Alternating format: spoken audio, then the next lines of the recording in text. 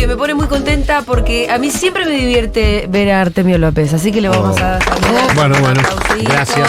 Gracias. Hola Artemio, ¿cómo El estás? amigo. Todo bien. Hace tiempo no te veo por acá. Sí, eso, ¿No? sí, bueno, por algo será.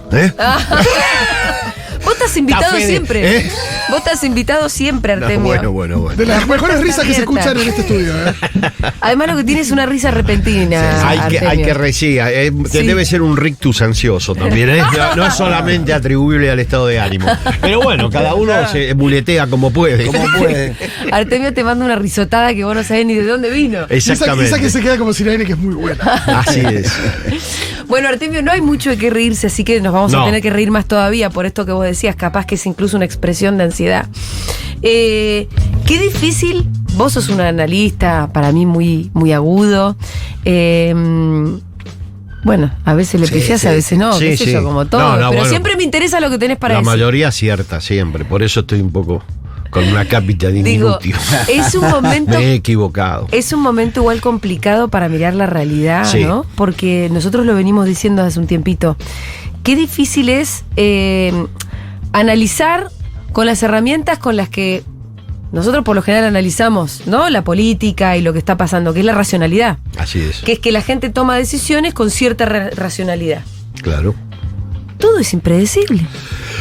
Los ¿Vos te está analistas pasando esto solemos o no? refugiarnos en la racionalidad tradicional, más Sí. o menos cartesiana. Hoy, mira, justo en el viejo blog mío puse una nota sobre un profesor indio que analiza Sí. al presidente indio y lo compara con Trump, y en los dos descubre que nosotros evidentemente estamos refugiados en la racionalidad cartesiana, la izquierda, Sí. los populismos más tradicionales, y estos no juegan ese No. juego. Y somos muy malos para intervenir en el tema emocional. Sí. O sea, no estamos entrenados. Yo creo que es verdad, pero hemos tenido excepciones. Yo creo que hubo un lapso en Argentina reciente donde hubo liderazgos que también intervinieron en lo emocional. El caso de Néstor y Cristina supieron qué hacer con la cuestión emotiva. Luego creo que eso se ha retirado y hoy estamos... Solamente racionales. Claro, poblado de diagnóstico, mostramos cómo caen las curvas, todas las curvas caen, así que cualquiera que elijan cayó. Pero Salvo la de la pobreza, por ejemplo, o la que inflación. sube, pero eso no es política. O sea, eso es un diagnóstico, eso refiere al discurso del analista, Sí. del periodista, Del técnico. del técnico, pero de ahí no surge, en términos políticos, no surge un solo Sí. gramo. Por lo tanto, estamos en una dificultad para poder pensar esta etapa. El final de Milei, mi percepción es que va a ser malo para él. Ahora, las transformaciones que va a introducir, si es que puede, pero yo creo que tiene chance de hacerlo, en la sociedad argentina, van a ser complejas y de difícil reversión. La imagen de ¿Cómo cuál? Milei, el futuro de él a nivel personal, Sí. no cuenta. Puede ser efímero. Efímero, ¿O no? probablemente termine mal, Sí. Eso lo sabemos, la imagen va a caer, después hablamos si querés, está Sí. cayendo. Ahora, las transformaciones que están por afuera de la imagen de él, incluso por afuera de las prácticas parlamentarias, Sí. por afuera de la discusión habitual, en la sociedad están calando Bueno, mirá. hondo, y lo que vos señalabas por afuera del micrófono, si esto desemboca en el objetivo de dolarización, eso marca un punto de difícil reversión. Bueno. En las transformaciones que tienen pensadas. Hablando de eso, ¿no? Como de lo irreversible y de que mi ley en realidad es un instrumento tal vez efímero. Siempre que hablamos de la dolarización en Ecuador, no nos acordamos el nombre del señor responsable. Exactamente. Cuyo destino fue, no sé ni cuál. Nada. Hoy, Ecuador es un país dolarizado. Así es. Por eso digo de que Y hablar... ese señor no sabemos qué fue de él. No Exacto. vive en Ecuador encima. Vive en Estados Unidos, Bueno. no se sabe nada mucho. Pero las transformaciones que implicó la dolarización Sí. en Ecuador, bueno, acá están. Ni siquiera las pudo revertir Correa. Una Claro. de las restricciones del correísmo fue eso, a encontrarse con una sociedad estructuralmente dolarizada, con lo que implica. Sí. Acá sería congelar la estructura distributiva, los niveles salariales, obviamente perder soberanía en la política económica. Sería una catástrofe en términos de eventualmente reformas sociales. Pero bueno, ahora eso, Milei lo está realizando, pero no es el dato. Hay que analizar la figura de Milei, tiene muchas aristas, pero lo que yo observo es que el objetivo del cual Milei es solamente una parte, un instrumento, puede ser importante, no niego. El tipo ha acertado varias cuestiones que la política tradicional no vio, pero una vez que eso se logre ya es un dato totalmente intrascendente. Entonces hay que poner toda la energía en evitar la dolarización. Bueno, yo creo que es un objetivo central. Y hay buscar alguien una que esté alternativa a esto. Sí. Bueno, yo creo que este espacio es un espacio productivo, tiene, estoy hablando de Unión por la Patria, las posibilidades de introducir algún freno a este tipo de políticas, tiene un liderazgo que más allá de circunstancias de discusión que son habituales en el peronismo, sigue a mi juicio ocupando la centralidad del espacio, que es el de Cristina. Creo que es un activo para el espacio popular, la construcción y la constitución y el sostenimiento de un liderazgo, eso hay que remarcarlo. El peronismo sin un liderazgo constituido y sólido es un gigante invertebrado, siempre lo fue. Hablo del liderazgo de Cristina como en su momento fue Menem, o sea, no estoy hablando de una cuestión ideológica. Ahora, a mí me interesa la cuestión Cristina ideológica. Está un poquitín retirada. Entonces. Sí, no, me parece que la etapa tiene una complejidad. Es muy difícil ponerse en el lugar de Cristina también. O sea, está en una situación compleja. Hay un acoso sobre su figura muy importante que ha excedido lo personal y lo político. Se ha involucrado también la cuestión más personalísima, familiar. Con lo cual hay que entender que la complejidad de intervención es alta. Y por otro lado... ¿Pero no crees que hoy la persecución es menor que en otros gobiernos? ¿A Cristina? Bueno, no pareciera ser el objetivo del gobierno de Milei perseguir a Cristina. No, el objetivo del gobierno de Milei es transformar es transformar estructuralmente la sociedad argentina de manera que los liderazgos como el que ejerce Cristina tengan poca capacidad de intervención. Pero si Cristina toma una decisión de intervenir más plenamente, no me cabe duda. Que sí la van a volver. Sí, pero por supuesto. Van a volver a remeter. No, ellos tienen claro de que eso es así. Lo tuvo claro Macri, lo tiene claro el espacio que ocupa hoy Milei. Es una cuestión de tiempo y de decisión política de Cristina de operar. Ahora, si vos me decís, ¿cuál es el orden de prioridades? Bueno, el orden de prioridades es lo que señalaba Julia, transformar la sociedad argentina en otra cosa, a través de un mecanismo coyuntural que es la dolarización, o lo que implica transformar a Argentina en una sociedad casi estamental, donde ya la movilidad social y los mecanismos tradicionales de movilidad social no funcionen más. Ahora, que no persigan a Cristina, vamos a ver, bueno, el ministro de Economía está asociado a una familia cuya responsabilidad en el último atentado no pasó hace 20 años. O sea que la centralidad de Cristina está bastante puesta en blanco sobre negro. O sea, más allá de que por la etapa me parece que los niveles de intervención no sé si podrían ser distintos. ¿Qué debiera hacer en una etapa como esta? Bueno, permitir que los realineamientos dentro del espacio se provoquen. O sea, ella no puede ser una demiurga permanente de todo lo que tiene que suceder, como no lo fue Néstor, ni lo fue Perón tampoco. Perón se manejaba con el tablero que existía, no es que lo inventaba el tablero, y en función de eso ordenaba. Me parece que exigirle que además resuelva un problema interno de las características que tiene Unión por la Patria, Julia decía bien que se comporta bastante bien, por lo menos en términos parlamentarios. Esto fue fuera del micrófono. Que decíamos está fuera del micrófono. Digo, fuera del aire, ¿no? Hablamos, yo te decía, a mí me parecía que el peronismo. Los gremios se comportan de una manera adecuada, así es. No hubo una diáspora, el bloque se comportó, no solamente que no se desarmó, salvo los desubicados, los tucumanos. Y además también con un discurso, por ahora defensivo, no pareciera haber un proyecto muy concreto que estén proponiendo, pero por lo menos en la defensa está muy claro, ¿no? Y mucha movilización social. Y movilización social. Espacios de resistencia fragmentarios, ahora, pequeños, pero que están a 2 meses de gobierno. Déjame que vaya eso. Todo el mundo, a mí me preguntan esto, ¿hasta cuándo pensás que la gente va a aguantar? Como si estuviéramos descansando en que el coto al gobierno de Milei y esta enorme transferencia de recursos, por no decirle robo, lo va a tener que poner la gente. Sí. en la calle. Y al final uno ve que hay más conflictividad por arriba, con los gobernadores, incluso con los del PRO, de lo que todavía hay por abajo, que vos decís que hay movimiento, pero tampoco tanto. No, bueno, uno tampoco puede manejarse en función de su propia ansiedad, no. Hay Pero por eso movimientos quería ir a la no- imagen, ¿no? son de Milei. fuertes de acuerdo Sí. al breve lapso de Porque acaba de gobierno. empezar. Yo creo que eso se va a Cayó la imagen de Milei. incrementar. Sí, cayó la imagen de Milei. No Todo tanto, lo que, claro, todo lo que uno supone va a pasar, Sí. va a pasar. Ahora, eso implica que en términos políticos se construye una alternativa superadora. No implica. Implica que hay un desmoronamiento. El tiempo no lo sabemos.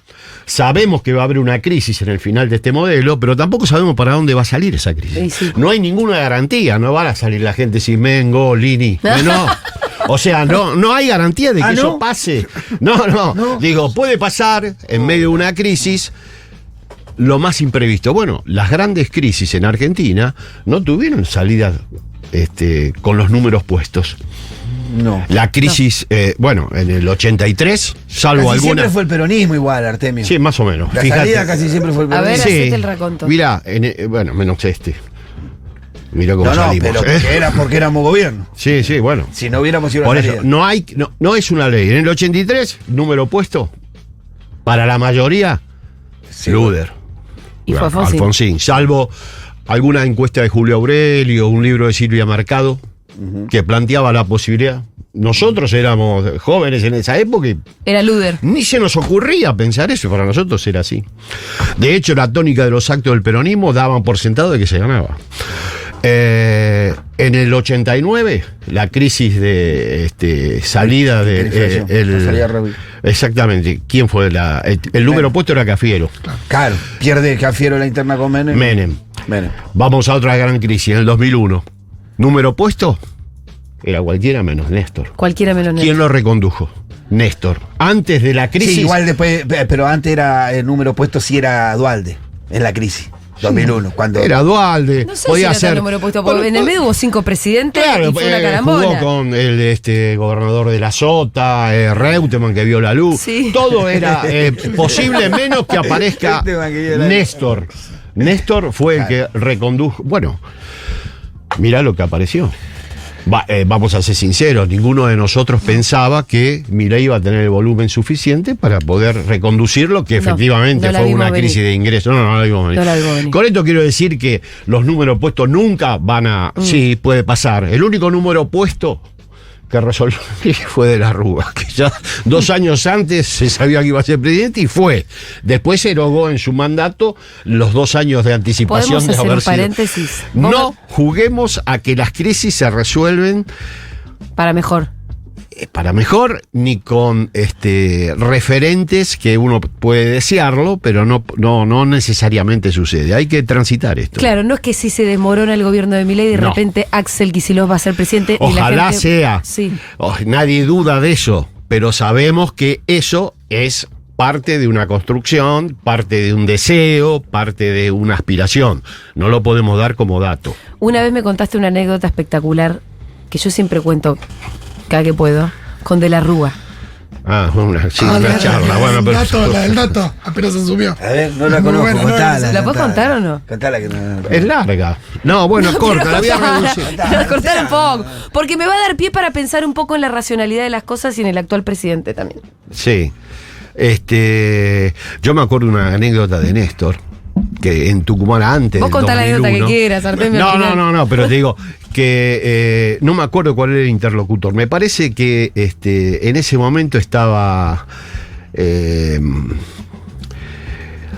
¿Cómo es el gobernador que está teniendo un juicio por... Alperovich. Sí. Pero no era creo que estaba Alperovich, pero entonces Néstor, pero bastante antes del 2013, hablando sobre el peronismo, dice, bueno, lo que pasa es que el peronismo lo que necesita es un Deng Xiaoping, una renovación, Sí. como lo hizo el Partido Comunista Chino, hay que renovar. Dice, bueno, sí, es verdad, ¿y quién sería yo? dijo. Él. Exactamente. Pará, tenemos Todos unos- miraron Sí. diciendo esto no se puede creer. O sea, la visión la tenía él. Eso es lo Sí. que no, o sea, uno extraña ese tipo de convicción y la conducción. visión. ¿Querés escuchar un audio lindo de Néstor? Dale. Es de una entrevista que le hacen en un café, en un programa de Santa Fe, Sí. un programa local. Néstor 2002, precandidato a presidente. Mirá la claridad. Escuchemos el primer audio, me parece que es, donde él le preguntan, no corporaciones, peronismo. Él define lo que tiene que ser el peronismo, justamente. Escuchás, ahí está. Fundamentalmente somos candidatos a presidente de la nación del peronismo, no del pejotismo burocrático, que tanto en sus acciones corporativas ha asolado a la gente, lamentablemente, en este último tiempo, sino tratando de representar la construcción de una línea de un frente nacional, popular y progresista, que es donde el justicialismo, el peronismo tiene que volver. Usted sabe que lamentablemente este pejotismo de hoy abandonó su espacio histórico y en vez de generar una alianza con los sectores del trabajo, los sectores medios de la sociedad, medios bajos, el empresariado nacional, generó una alianza con los sectores del capital concentrado, una alianza neoconservadora, liberal, que consolidó este proyecto de exclusión, que ha terminado en esta triste situación para todos los argentinos. Entonces, lo que nosotros estamos trabajando es para volver a recuperar ese espacio histórico, donde ese Frente Nacional pueda estar conformado por los radicales que así lo entiendan, los socialistas que así lo entiendan, los sectores del trabajo y del empresariado nacional que así lo entiendan, como para darle una alternativa de gobernabilidad a la Argentina que permite un gerenciamiento y una administración estratégica con un proyecto de inclusión. ¿Viste? Está lo que vos decías. Una Qué definición. Qué claridad. Néstor, sí, claro. Bueno, sigue siendo hoy muy actual, porque uno de los intentos es opacar, silenciar, desplazar el componente kirchnerista del peronismo. Ah, sí. El peronismo, después de muerto Perón, hasta la llegada de Néstor, fue el partido del ajuste neoliberal en Argentina. Nos guste o no nos guste, cada uno tendrá su versión sobre lo que implicó el menemismo, lo que implicó el tránsito hasta el 2003, pero la verdad es que se comportó como un partido donde el sistema político discutió oposición y oficialismo, pero el modo de acumulación no se discutía. Claro, Entonces, eso lo dice, ¿sabes quién bien? Morales Solá. Dice, pero esta grita la trajo el kirchnerismo. Claro. Antes la oposición hacía su trabajo, el oficialismo el suyo. Estábamos todos en la misma. Exactamente, y nadie discutía que el la camino era pagábamos el mismo. nosotros, el pueblo pero era el rey. Lo que dice Néstor es conceptualmente central para esta etapa, porque creo que nuevamente lo que está en discusión es cuánto, no estoy hablando de repetir historias, sino cuánto del componente transformador que inauguró Néstor y profundizó Cristina queda dentro del espacio peronista. No está claro que todo el mundo, todo el conjunto de los que transitan el espacio amplio del peronismo, del movimiento popular democrático, tenga en claro que restituir el componente transformador que inauguró Néstor y profundizó Cristina sea un eje en esta etapa. Y ahí ya Néstor lo planteaba con anticipación, lo veía venir. Sabía que el peronismo es un instrumento que, si no tiene conducción política en una dirección, puede derivar en otra alternativa. Lo dijo Cuca antes, un peronismo para los sectores dominantes, un peronismo para los sectores dominados, un peronismo a sectores subalternos. El peronismo es una construcción de final abierto. No hay garantías. Por eso es tan importante el liderazgo. Y vamos a hablar de una anécdota de la Rúa, y me hablaste de Néstor. Pero la de la Rúa, voy a hacerlo breve. Por eso lo de la imagen, medía 80 de imagen. De la Rúa. Le sacaba un plata a una viejita en el colectivo y dice, mira qué bueno, cómo se ocupa, le está poniendo un dinero. Bueno, le sacó a los jubilados un 13%. Sí, los encuestadores decían 90, 80, ya era una cosa, todos nosotros. Volaba la imagen. Volaba. Voy a contar la introducción. Me llevan para hablar de pobreza, por ese momento la consultora. Aún con el spot dicen que soy aburrido, volaba igual. Claro, por eso sí. Volaba, era por Ganó eso. ese spot, claro. Había acertado con la subjetividad de la época, que esa es otra discusión que hay que dar. Nos guste o no, evidentemente fue un acierto. Sí. Y en una charla sobre pobreza, yo llego y dice, bueno, ¿qué hay? ¿Estabas vos y otros consultores? No, yo solo. Vos y él. Sí. Voy a contar 4 episodios, o 3, no sé. Arranca la charla y la pregunta inicial, ¿cuál fue? es medio hiriente, pero pido disculpas a los que puedan sentirse heridos por la forma en que él se dirigió. Bueno, ¿y cuántos mogólicos hay en Argentina? Esta fue la primera pregunta. ¿De él? Bueno, yo no sé, le dije, eso es un dato... Pero además, ¿por qué era tan relevante en un momento de crisis? Sí, mega crisis. Así es. ¿Cuántos? Bueno, y después complementó diciendo, ¿y cuántas sillas de ruedas se necesitan? Estoy hablando de un presidente que me dio 80 de imagen. Por eso que la imagen... No, ese dato yo... No lo tengo. No. Y había viajado a Santiago del Estero. Y dice, viajé a Santiago del Estero y no había harina. Ajá. Todo esto en una charla que teóricamente iba a ser sobre la situación de... Digo, y bueno, sí, la verdad que mal, ¿eh? No, pero lo que pasa es que no puede pasar eso. Porque uno llega a Santiago del Estero y ellos hacen unas tortas con agua y harina y ya se dan por comidos. Entonces, al no haber... Pará, 80 de imagen. Ni 50, ni 40. Te fuiste a la reunión y tenía 75. Dice, pues tiene alta imagen. Bueno, sí, bueno, y además que... Y finalmente estaba esperando la primera EPH, encuesta permanente de hogares, de su gestión. El primer tramo Sí. de... Entonces, se usaba el fax en esa época y no llegaba. Pero la pregunta es, ¿a vos estas dos preguntas te las hace después de haberte preguntado cuántos No, somos nada. Las dos preguntas iniciales fue. Así arrancó la charla. Esto es lo que... esto Después es lo ya que- ni me acuerdo a dónde era se un fue hombre. eso, pero a cualquier lado. ¿Y vos qué pensabas? No, yo salí despavorido diciendo, estamos en manos Saca la plata del banco. de un Dios castigador. Fuiste además, directo del al banco, ¿no? del Viejo Testamento que nos está haciendo pelota. No, uno sale despavorido, no yo, cualquiera. Pero en ese momento 80 de imagen. Por eso cuando analicen las imágenes, yo lo que quiero es solamente dar esta pequeño consejo. Tómenlo todo con muchas pinzas porque tener una imagen no nada garantiza. Y cierro con esto. Estaba esperando la vuelta, Fax. la llegada del fax Sí. que venía del Ministerio de Trabajo que en ese momento ejercía Flamarique. Claro. Y no llegaba. Estaba inquieto. Entonces había un colaborador que se llamaba Ostuni. Entonces cada tanto pasaban 10 minutos. Se acercaba a una puerta y gritaba Ostuni. Silencio. Pasaban 5 minutos más. Ostuni. En un momento dice, no está Ostuni. 80 de imagen, jóvenes, ¿eh? Digo, y empieza. Y empezó a llegar empieza a el salir fax. el fax. El fax. ¿Y él sabía leer ese fax? No, pará. Y entonces sale el fax. Se perdieron 250.000 de puestos de trabajo. Pone acá. No. Mire lo que me manda. Están equivocados. Yo no puedo dar ninguna charla con esto, no puedo hacer ninguna conferencia. Entonces, pero vamos a hacer esto. Todo, 80 de imagen. Vamos a decir que ahora el INDEC considera desocupados a los que antes no consideraba porque tenían planes. Entonces empieza a puntear, dice acá vamos a decir que hay 250.000 nuevos, 30.000 son y señalaba distritos Concordia.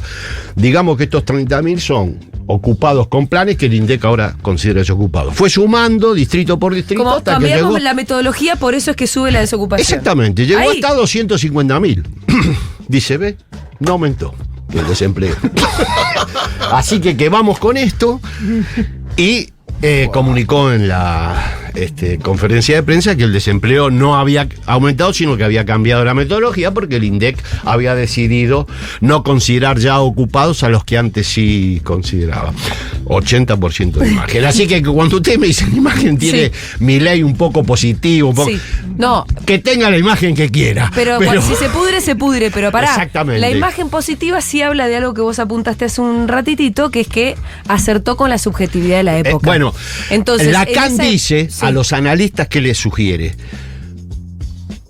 el analista debe poder captar la subjetividad de su época. Si no lo hace, dedíquense a otra cosa. El analista y el político, sobre todo. Bueno, porque hay que eso lo representar- agregas vos, yo estoy de acuerdo. El político, el que quiera ser dirigente en una etapa, sobre todo en una etapa de crisis, debe captar la subjetividad de la época. Muchos de nosotros ya no, porque tiene un techo generacional eso.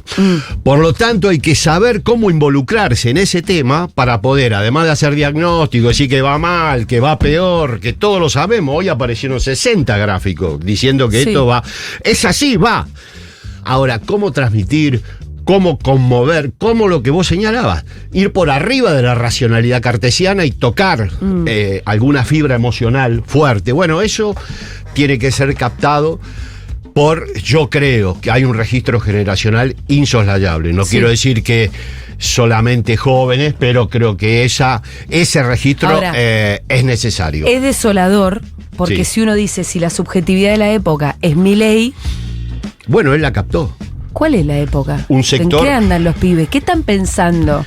¿Que está bien odiar? ¿Que está bien ser violento? ¿Que está bien ser facho? ¿O no están así? Mirá. Porque ustedes en las encuestas, ustedes también miden un poquito esa subjetividad, ¿no? Hacer preguntas que son un poquito más... Sí. Más profundas. Un poquito, el término esperanza, tiene esperanza o no, pero me parece... Los pibes, cuidado. Todas las generaciones tuvieron esto. ¿Qué? ¿Unos fascistas? Con Néstor. Sí. Los camisas negras, sí. La elección de abril. Néstor se pone en el medio de Menem, López Murphy y Rodríguez era una especie de ornitorrinco. Entre Menem y López Murphy tenían más del 40% de los votos, pero hacía un año de la crisis del 2001. Y esta no era la generación que votó a Milei, era una generación que era joven en el 2001. Pero con lo cual todas las generaciones tienen este comportamiento. Ahora, no es el único factor, pero para observar qué sucede con el voto joven, ya que me pones en ese nicho, yo creo que a Milei lo votó todo el mundo, más allá de los jóvenes, o sea, lo votaron todos los tramos. Pero es verdad que en esas franjas lo votaron mucho más. Ahora, me llegó la información de PH. ¿Qué informalidad tiene un joven? 65%, o sea que casi 7 de cada 10 no conocen la formalidad y hace rato ya. El salario el tramo que va hasta 25 años es un 40% inferior al promedio, que ya es bajísimo del salario promedio nacional. Y otro tema que hay que hablarlo. Desde el año 2016 al año, yo incluyo este año, 2024, lo único que hay para los sectores que se incorporan a la vida política, jóvenes, que tenían 16 años en el 2016, pero hoy ya tienen casi 26, y todos los que se incorporaron después, que son más o menos el 30%, 35% del padrón nacional. ¿Qué hubo? Solo castigo. Informalidad, salarios bajos, maltrato sistemático. Macri, ya sabemos lo que hizo en términos de participación en la distribución del ingreso, y si lo haríamos sobre jóvenes sería peor. Lamentablemente el gobierno de Frente de Todos esa dinámica no la pudo parar. Por lo tanto, ¿cuáles son los motivos por los cuales un joven que se incorporó a la vida política en el año 2016... ¿Va a votar a Massa?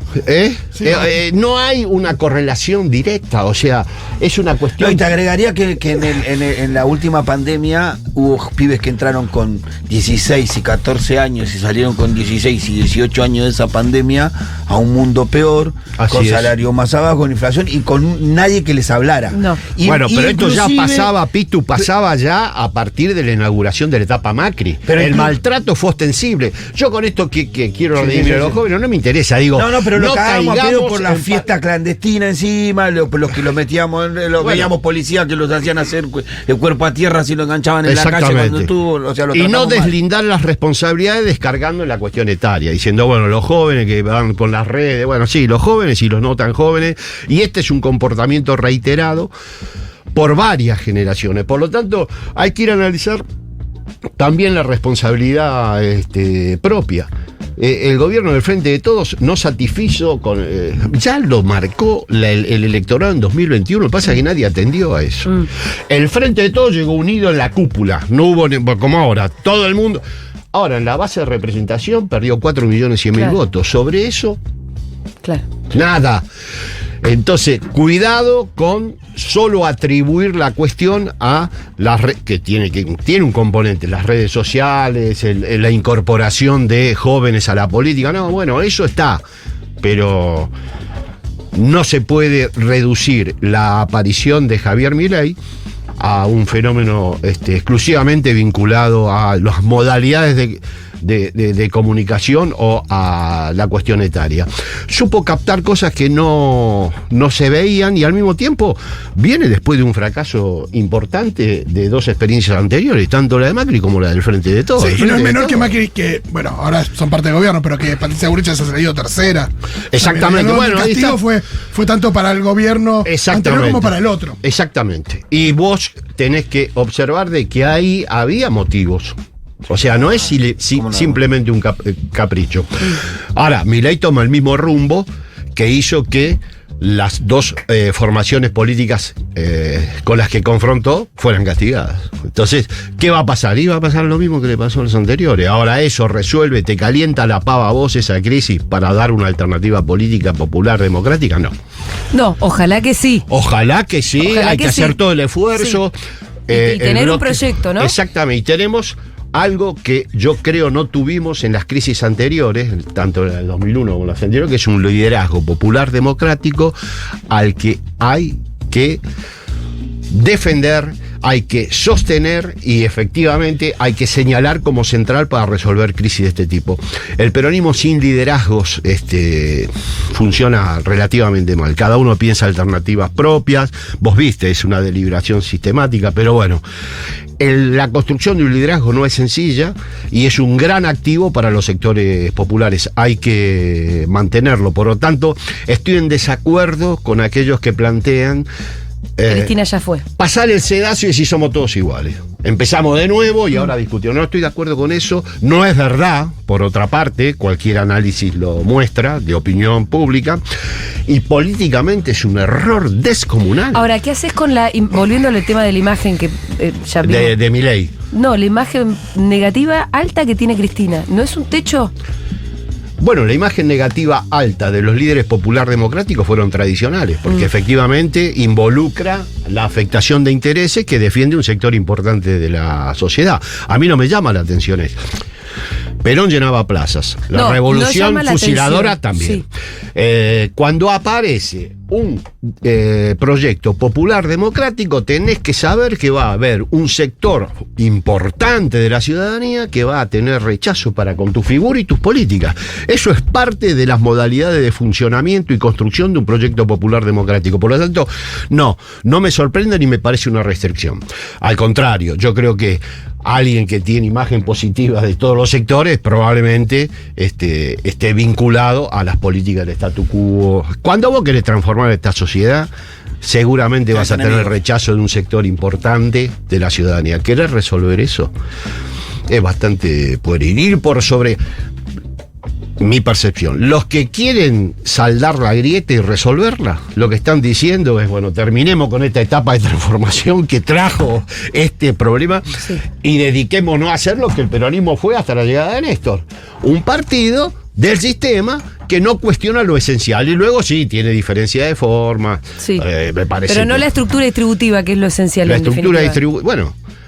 Acá hay una polémica interna descalificando a una posición porque dice, no, pero esa es una posición distribucionista. Bueno, pero la distribución del ingreso en el peronismo es central. Si vos no haces de la distribución del ingreso un indicador central en el peronismo, estás en un problema severo. Así que bueno, son muchos temas, pero comparto que la racionalidad tradicional hay que desbordarla. No sé los mecanismos, todo el mundo está en búsqueda. Hay algunos fenómenos que explican el deterioro de los sectores medios, a nivel planetario se está pasando. Las nuevas derechas no son las derechas de los años 30. Hay una buena conferencia que yo puse en el blog sobre la emergencia de las... ¿Tu blog se sigue siendo Rambletamble? Sigue siendo el ¿Está mismo. ahí? Sí, lo que no tiene son tantos lectores porque vos viste que cambia el soporte. Sí. Hay que entrar de vuelta a los blogs. Hay que volver a los blogs. No, Rambletamble.com Rambletamble.com.ar. Pero lo que pasa es que en el blog tenés que leer 2-3 párrafos. Es un poquito más, ¿no? 2, 3 párrafos. No, pero no es porque sea, no voy a caer en. ¿Te acordás cuando dijo, me acuerdo que Feynman en el momento de auge del blog dijo, Sí. cualquier boludo tiene un blog? Era verdad, Sí.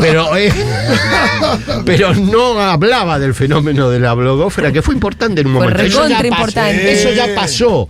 No importa, pero digo, la reflexión sobre por qué emergen las nuevas derechas Sí. tiene que trascender las comparaciones históricas con Hitler, tiene que trascender el horror que provocan algunas de sus manifestaciones. Hay que profundizar eso y sobre todo hacer hincapié en el estilo propio. Mira, Errejón ayer, hace 5 días, en una conferencia donde estaba Jorge Alemán, viste que Sí.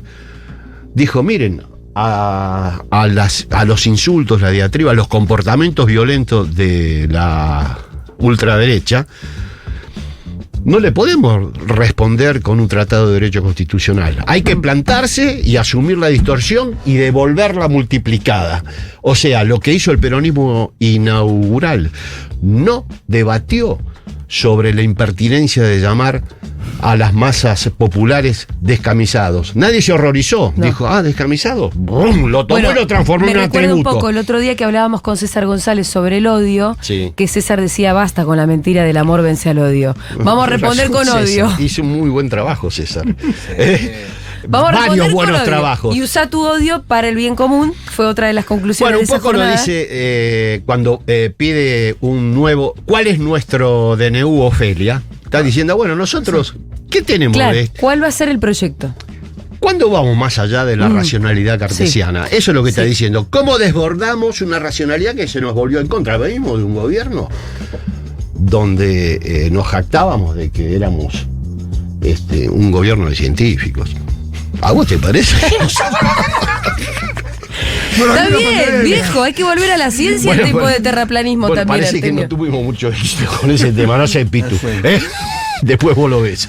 Me hubiera Artemio gustado- López estuvo en Sembrolea, Chau. vale. Pero vamos, vení cuando quieras. Bueno. Está abierta la puerta. Ese es un tema.